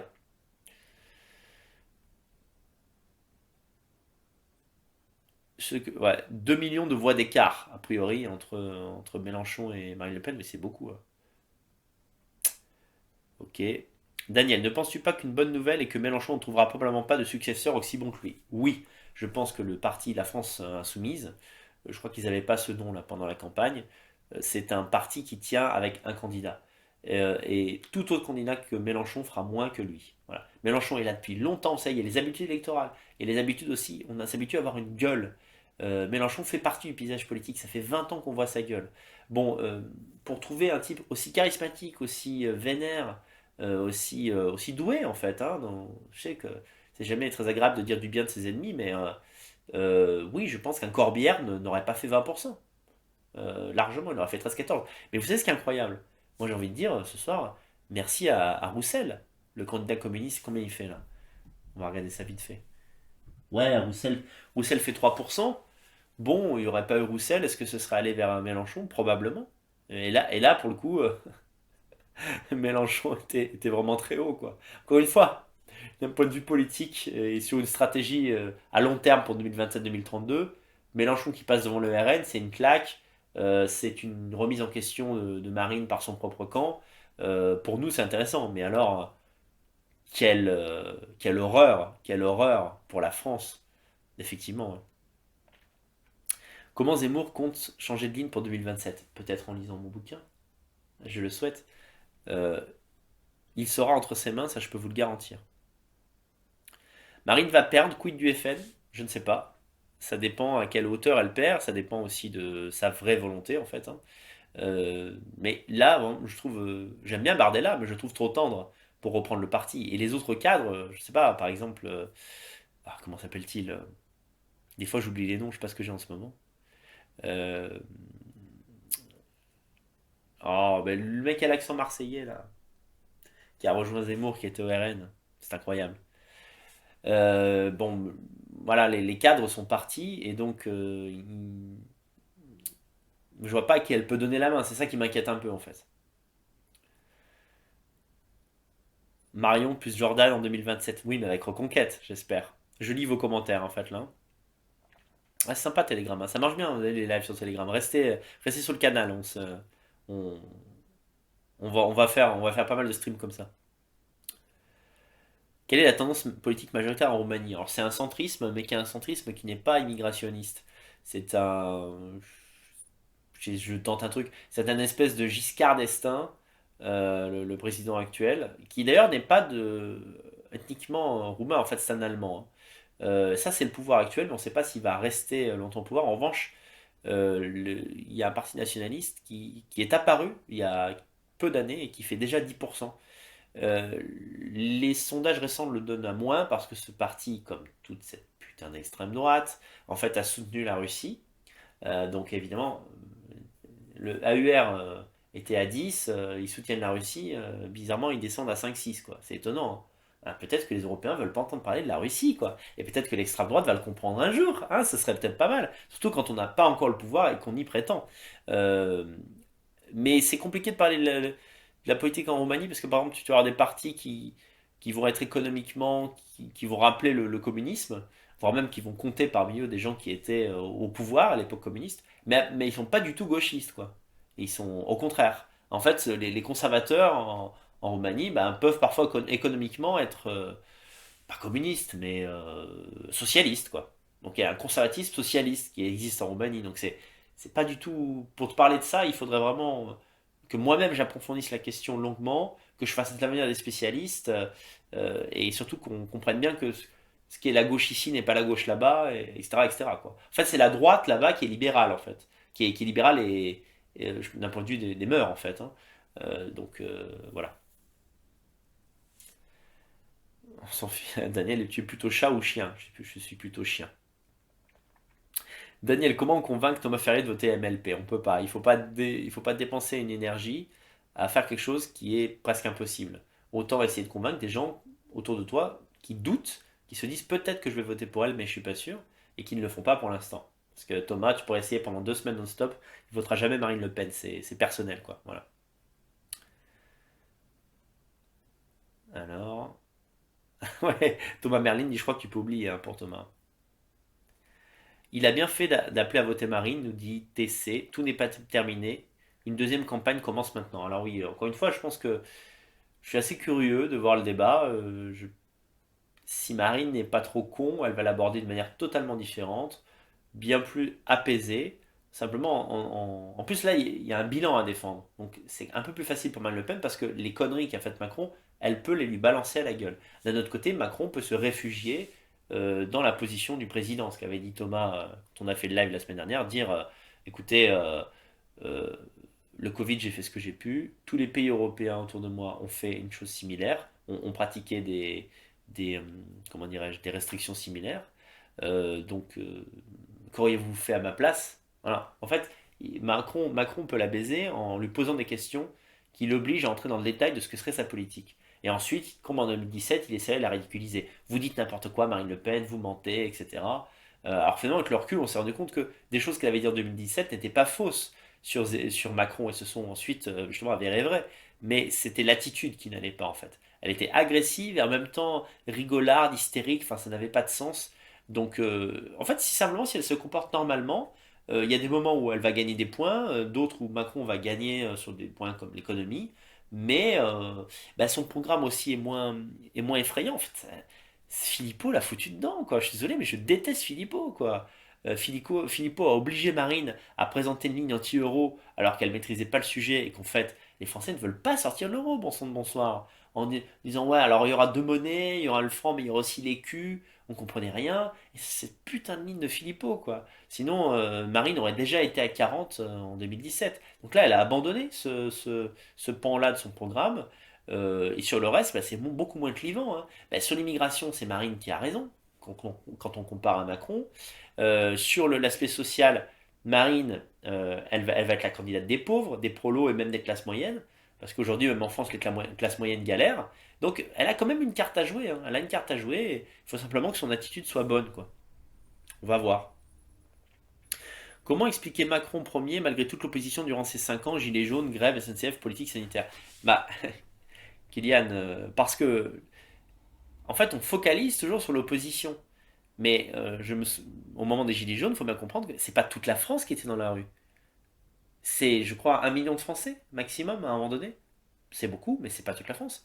Il y a énormément de gens qui ne pouvaient pas blairer les gilets jaunes. Ils sont là genre, mais qu'est-ce qu'ils viennent à foutre?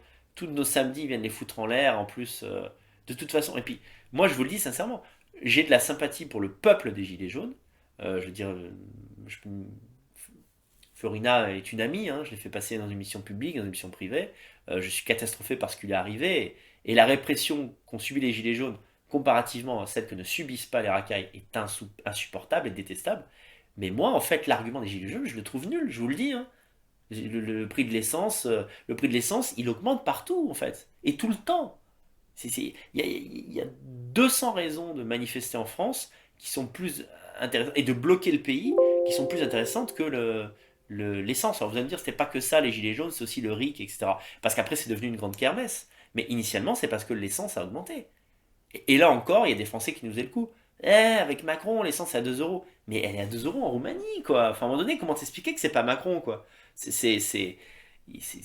Parce que les gens intelligents, je sais pas, je vais citer, ouais, je sais pas, des mecs qui vont apprécier des types comme Laurent Alexandre, qui sont cadres supérieurs, etc. Ils voient les gilets jaunes, ils se disent, c'est quoi ces ploucs? C'est des débiles. Et ben, ils votent Macron. Voilà. Voilà, c'est ce que je peux dire, hein. Là, l'opposition, le pass sanitaire, c'est pareil. Chaque fois que des sondages ont été faits sur êtes-vous d'accord avec la politique sanitaire, les Français ont validé le projet de Macron. Parfois une courte majorité, mais toujours avec la majorité. Chaque fois qu'on a interrogé les Français, ben, quand on ne croit pas au sondage, eh bien on ne peut pas produire de bonnes analyses. En réalité, une campagne anti-pass que personne n'a fait était suicidaire. La seule personne qui était partie là-dessus, c'est Philippot. Il a eu un parrainage d'un maire. Voilà la réalité. Donc moi, comment j'explique que Macron est en première position?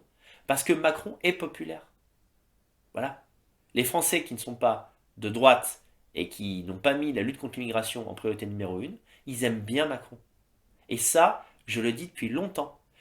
Sur ce même canal, je me suis foutu de la gueule comment ça s'appelle, de Rougeron, qui faisait une analyse. Alors, je vous rappelle que Rougeron, il appelé à voter LR, hein. Il a appelé à voter pour Xavier Bertrand, qui n'a même pas été vainqueur de la primaire LR. Donc vous imaginez.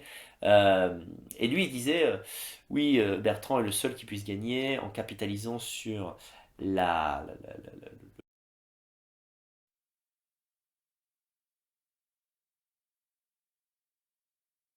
France. Ouais, c'est tellement partagé que Macron fait 29% au premier tour, quoi. Et ouais, parce que ça, c'est des faux intelligents, en fait, hein. Rougeron est un faux intelligent, il ne dit que des bêtises. Voilà, j'ai simplement pas le temps de faire un best-of de toutes les conneries qu'il a pu dire depuis 10 ans. C'est quand même hallucinant, quoi. Roussel fait 2,3%. C'est vrai que c'est pas beaucoup. Putain, mais la salle fait 3%. Ah, mais je m'en remets pas, quoi. Je m'en remets pas, putain.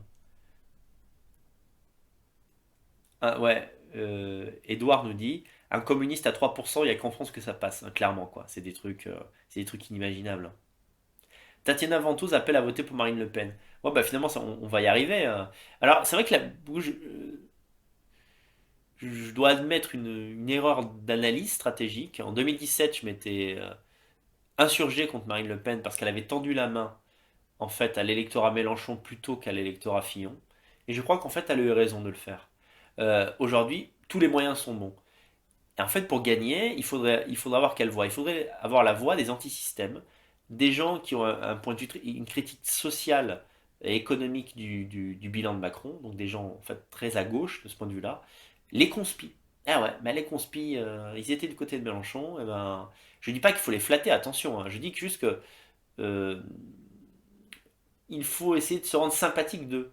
Et pour ça, il faut jouer à carte anti-système. Voilà.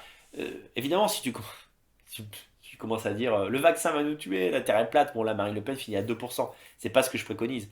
Mais une position anti-système. Vraiment, moi dans le débat, je serais Marine Le Pen, je dirais je représente. En fait, finalement, le discours qu'avait Éric Zemmour, elle doit se le réapproprier. Dire je suis. Le système a tout fait pour que je ne parvienne pas au pouvoir. Le système a menti à mon propos, le système a dit les pires horreurs sur moi, sur les gens qui me soutiennent, sur mes militants, sur mes cadres. Et aujourd'hui, on voit ce que ce système qui est au pouvoir a produit, et il vous a engendré, Monsieur Macron. Et là, en fait, en tenant ce propos-là, vous êtes par-delà le clivage droite-gauche. Vous êtes dans un clivage système-anti-système. Alors, c'est un clivage que j'aime pas, personnellement, mais il faut reconnaître que bah, les voix qui sont à chercher, ça, c'est simple. Les gens qui sont contre l'immigration, ils vont voter Marine Le Pen. Moyennant euh, c'est pas leur faire injure de dire que électoralement, ils ne pèsent pas. Des gens qui, je dirais, par intégrisme de droite diverses, hein, parce que Bourbon et Ferrier sont très différents, mais ils vont pas voter Marine Le Pen, mais globalement, des gens comme ça, qui sont contre l'immigration, mais qui ne votent pas pour Marine Le Pen, sont quand même minoritaires, en fait, hein. Donc, les voix de droite vont parvenir, vont aller vers Marine Le Pen. Maintenant, Marine Le Pen, elle est obligée d'aller chercher des voix à gauche, sinon il n'y a pas le compte, quoi. Et à quelle gauche? Bah, pas le centre mondialiste macroniste, pas les cadres sup, pas les bourgeois, pas la bourgeoisie républicaine LR qui a voté pour Macron dès le premier tour. Elle va les chercher chez les femmes, chez les pauvres, à gauche, chez les antisystèmes, quoi. C'est de la merde, mais la victoire potentielle, elle est là, quoi. Oui, c'était Ravier, quoi. Je me souvenais pas de Ravier. Des fois, je me demande si je deviens pas un peu. Voilà, quoi. Ouais, Tatiana Ventose, qu'est-ce qu'elle a dit? Le peuple a tranché en ce premier tour. Le 24 avril opposera une représentante des classes populaires au champion de la bourgeoisie. J'ai choisi mon camp, ce sera Marine Le Pen pour virer Emmanuel Macron. Et vous? Bon, c'est très intéressant. Euh, il faut quand même du courage pour faire ça. Mais ça montre aussi que Marine Le Pen s'est normalisée au point d'être un choix qui n'est plus euh, destructeur pour ceux qui la soutiennent. Tatiana Ventose a estimé, elle a quand même une carrière YouTube. Bon, c'est quand même de l'argent qui rentre, c'est quand même son activité principale. J'ai presque plus de batterie, il va falloir que j'arrête. Eh bien, elle se dit, même si j'appelle à voter Marine Le Pen, ça va pas être la fin de ma carrière. Ben, ça veut dire qu'en fait, Marine Le Pen, elle a réussi, en fait. Elle a réussi sa normalisation. Et ça, il y a quand même des enseignements à tirer de, justement de cette métamorphose. Zemmour peut rester lui-même, et, selon moi, hein, et peut rester euh, radicale sur les positions qui nous font l'apprécier, parce que ces positions sont quand même partagées par énormément de Français, tout en se normalisant, en normalisant sa personne, ce qu'il dégage. Et ça, il a 5 ans pour faire ça, et placement de produit. C'est aussi ce que je lui propose à travers mon livre 2027, euh, que j'espère que vous allez, au moins par curiosité, tous finir par lire avant la prochaine séance. La prochaine échéance. Je finis là. J'ai pas eu le temps de lire toutes les questions, il y en avait beaucoup trop. Merci de nous avoir rejoints sur Telegram bien pour regarder ce live. L'âme, voilà, j'aurai plus de son dans quelques minutes, dans quelques secondes, donc je vais couper là. Gardez l'espoir, c'est pas la fin du monde. Dès le début, on savait que le camp national n'allait pas gagner. Donc finalement, euh, on revient au point de départ. Et je suis assez confiant dans l'idée que dans 5 ans, Reconquête, qui est le vrai parti de droite nationale, fera un score beaucoup plus élevé. Voilà les amis, je vous souhaite une bonne soirée, à très bientôt, ciao ciao. Et surtout, ne, ne désespérez pas. On va y arriver les amis, on va finir par y arriver, on va, on va s'en sortir. On va s'en sortir, restons soudés et je vous invite encore une fois à voter Marine Le Pen au deuxième tour. Ah bah là, il y en a vraiment plus. Ah si, si. Ah, il reste encore un peu de. euh, Moi, je le ferai. Je vais pas vous bassiner avec ça tous les jours. Mais après tout, pour mettre un caillou dans la chaussure du système, eh bien, il faut le faire, quoi. Voilà. Comme disait notre excellent ami Timothée Vorgens, là, sur sa page Légitime Préférence, voter blanc n'est pas fonctionnel contre les anti-blancs. Moi, c'est mon avis. J'espère que vous êtes nombreux à le partager. Et ça n'enlève en rien les possibilités pour Éric Zemmour de se présenter dans 5 ans. Ce sera à lui et ce sera à ceux qui l'entourent de faire une meilleure campagne à ce moment-là. Et je crois qu'il en est tout à fait capable parce que son vrai score est plus élevé que ce qu'on a vu aujourd'hui. Il y a beaucoup plus de potentiel que 7%. 7%. Ça, j'en suis vraiment persuadé. Passez une bonne nuit et à bientôt pour de nouvelles analyses. Ciao, ciao.